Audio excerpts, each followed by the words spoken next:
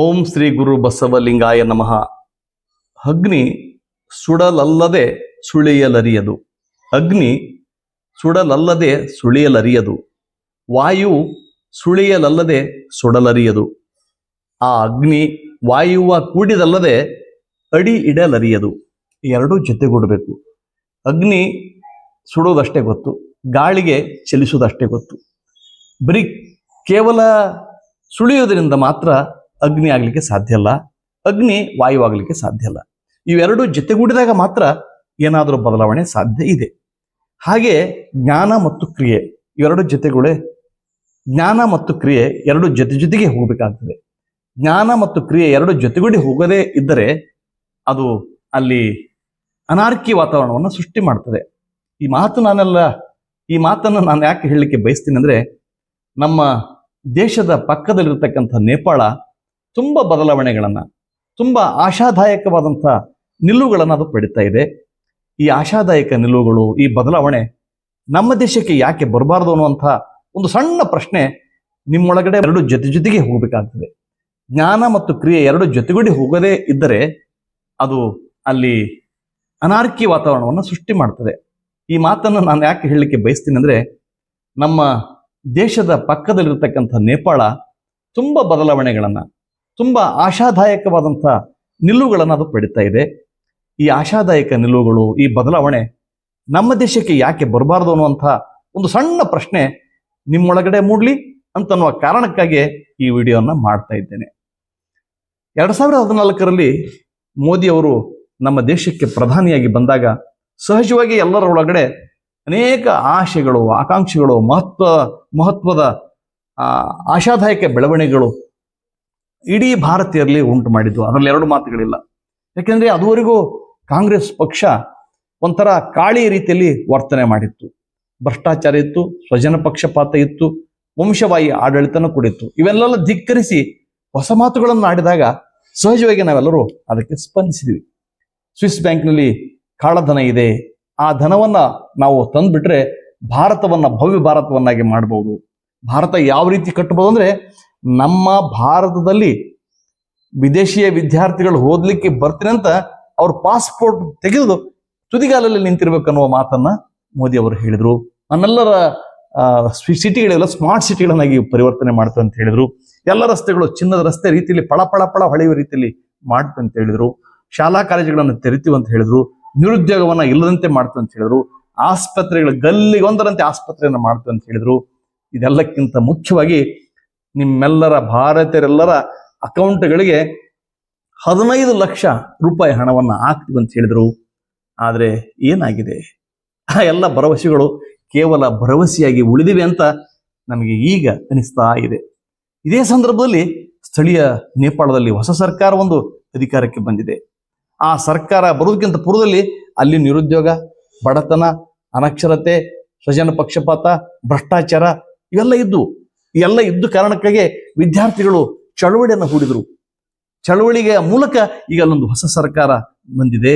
ಬಲೇಂದ್ರ ಶಾ ಅಂತಕ್ಕಂಥ ಪ್ರಧಾನಿ, ಆತ ಜನಸಾಮಾನ್ಯನ ಪ್ರಧಾನಿ ಅಂತ ಕೆಲವೇ ದಿನಗಳಲ್ಲಿ ಜನರಿಗೆ, ಇಡೀ ಜಗತ್ತಿಗೆ ಗೊತ್ತಾಗ್ತಾ ಇದೆ.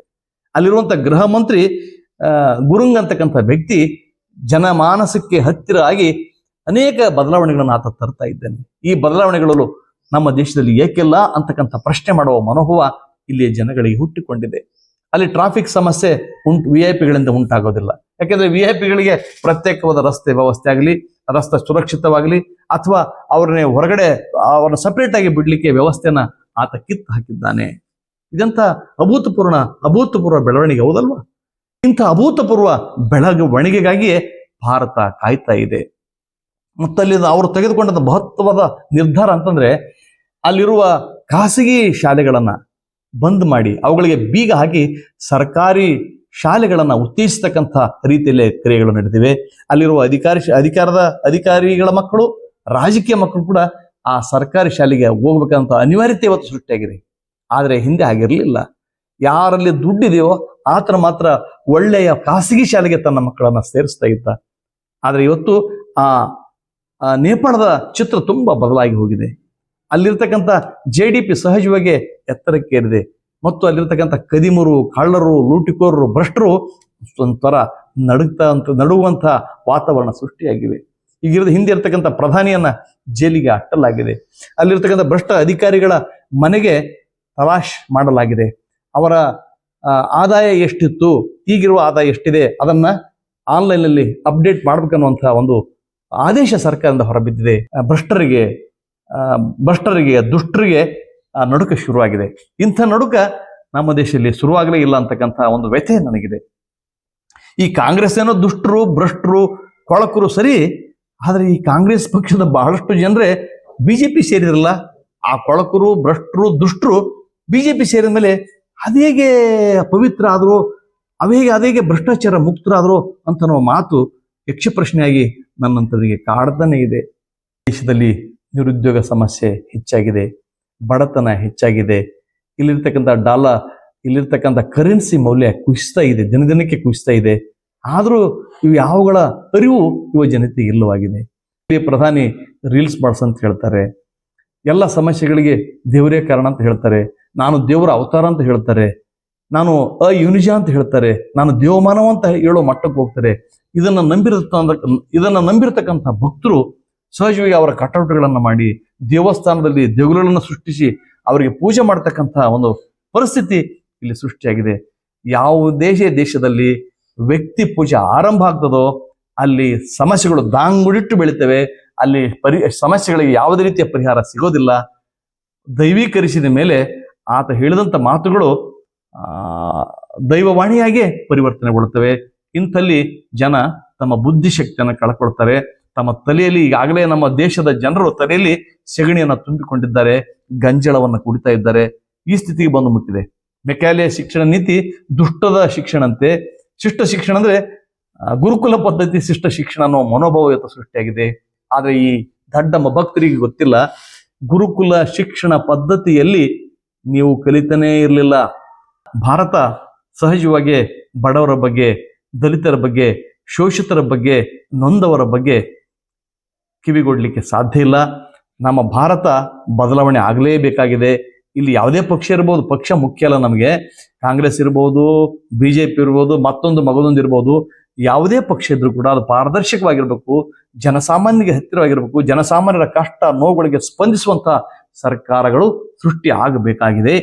ಅದಕ್ಕೆ ಇಲ್ಲಿಯೂ ಕೂಡ ಆ ಕಾರಣಕ್ಕಾಗಿ ಇಲ್ಲಿರ್ತಕ್ಕಂಥ ವಿದ್ಯಾರ್ಥಿಗಳು ನೇಪಾಳದ ಮಾದರಿಯಲ್ಲಿ ಅವರು ಅಲ್ಲಿ ಅಸಮಾನತೆಗಳಿಗೆ ಹೇಗೆ ಬಂಡೆದ್ರು ಹಾಗೆ ಬಂಡೇಳುವ ಮೂಲಕ, ಹಾಗೆ ಈ ದುಷ್ಟ ಶಕ್ತಿಗಳ ವಿರುದ್ಧ ತನ್ನದೇ ಆದಂತಹ ಒಂದು ರಚನಾತ್ಮಕ ಚಳವಳಿಯನ್ನು ಹೂಡುವ ಮೂಲಕ ಸರ್ಕಾರಗಳನ್ನು ಕಿತ್ತೊಗೆದು ಜನಸಾಮಾನ್ಯನ ಸರ್ಕಾರವನ್ನ ತೆಗೆದುಕೊಂಡು ಬರಲಿಕ್ಕೆ ನಾವೆಲ್ಲ ಕಾರಣೀಕರ್ತರಾಗಬೇಕಾಗಿದೆ.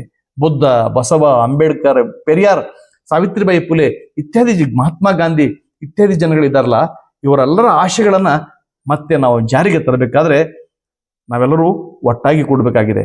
ಎಲೆ ಓತಿ ಅಳು ಕಂಡೆ, ವೇದವನ್ನು ಓದಿದವರ ಮುಂದೆ ಅಳು ಕಂಡೆ, ಶಾಸ್ತ್ರವನ್ನು ಓದಿದವರ ಮುಂದೆ ಅಳು ಕಂಡೆ, ನೀನು ಹತ್ತುದಕ್ಕೆ ತಕ್ಕುದ ಮಾಡುವ ಕೂಡಲ ಸಂಗಮ ದೇವ ಅಂತ ಬಸವಣ್ಣವ್ರು ಹೇಳಿದರೆ, ನಾನೇನು ಚಿಕ್ಕವನನ್ನುವಂತಾಗ, ನಾನೇನು ಸಣ್ಣವನು, ನಾನೇನು ಮಾಡ್ಲಿಕ್ಕೆ ಆಗ್ತಂತ ಅಸಹಾಯಕತೆಯಲ್ಲಿ ನಾವಿರೋದ ಅವಶ್ಯಕತೆ ಇಲ್ಲ. ನಮ್ಮೆಲ್ಲರೂ ಒಂದು ಅದ್ಭುತವಾದ ಶಕ್ತಿ ಇದೆ.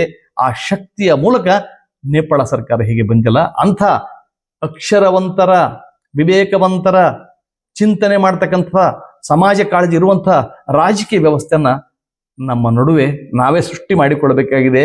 ಇದಕ್ಕೆ ಯಾವ ದೇವರು ಕೂಡ ನಮ್ಮ ನಡುವೆ ಬರಲಿಕ್ಕೆ ಸಾಧ್ಯ ಇಲ್ಲ ಅನ್ನುವ ಮಾತುಗಳನ್ನು ಹೇಳ್ತಾ, ಇದುವರೆಗೆ ನನ್ನೊಂದಿಗೆ ಬಂದ ನಿಮ್ಮೆಲ್ಲರಿಗೂ ಗೌರವದ ಪ್ರೀತಿಯ ಶರಣಾರ್ಥಿಗಳು. ನಿಮ್ಮ ವಿಶ್ವಾರಾಧ್ಯ ಸತ್ಯಂಪೇಟೆ.